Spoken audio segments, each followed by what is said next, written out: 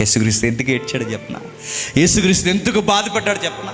యేసుక్రీస్తు ఎందుకు ఆ చావు కేకలేసాడు చెప్పనా? కారణం ఒకే ఒక్కటండి, నాకు ఈ సిలువ అంటే భయం లేదు, ఈ మనుషులు వదిలేస్తారని భయం లేదు, నన్ను ఒంటరి చేస్తారని భయం లేదు. నా భయమల్లా బాధల్లా ఒక్కటే, నువ్వు నా చెయ్యి వదిలేస్తున్నావు.